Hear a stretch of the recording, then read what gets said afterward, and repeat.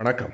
நான் சுபவீர பாண்டியன். சாக்ரடீஸின் தலை மாணவர் பிளாட்டோ. அவர் சாக்ரடீஸை சந்திப்பதற்கு முன்னால் ஒரு குத்துச்சண்டை வீரராகவும் இராணுவத்தில் சேவை செய்வதில் மிகுந்த ஆர்வம் உடையவராகவும் இருந்தார். பிளாட்டோ தன்னுடைய இளமை காலத்தில் ஏராளமான கவிதைகள், சோகம் நிறைந்த நாடகங்கள் எல்லாவற்றையும் எழுதியிருக்கிறார். ஆனால் சாக்ரடீஸோடு ஏற்பட்ட அந்த தொடர்புக்கு பிறகு அவைகளையெல்லாம் அவர் கிழித்து எறிந்துவிட்டார். முழுக்க தத்துவ சிந்தனையிலேயே அவருடைய எண்ணம் பதிந்தது. அவருடைய குடியரசு என்னும் நூல் இன்றைக்கும் உலகம் முழுவதும் பேசப்படுகிற நூல். அவருடைய எழுத்துகள் 56 தொகுதிகளாக இப்போதும் இருக்கின்றன. என்ன வியப்பு என்றால், இயேசுநாதர் பிறப்பதற்கு 400 ஆண்டுகளுக்கு முன்னால் பிறந்த பிளாட்டோவின் எழுத்துகள் இப்போதும் பத்திரமாக இருக்கின்றன என்பதுதான் மிக வியப்பான செய்தி. அவர் அகாடமி, கழகம் என்று ஓர் அமைப்பை நிறுவினார். அது ஒரு கல்வி கழகம், உலகத்தினுடைய முதல் பல்கலைக்கழகம் என்று கூட அதனை சொல்லலாம். அவர் வாழ்நாளின் இறுதி நாள் மிக வித்தியாசமானது. ஒரு திருமண வீட்டில் இளைஞர்களோடு சிரித்து பேசிக் கொண்டிருந்தார். ஏறத்தாழ நள்ளிரவு தாண்டியும்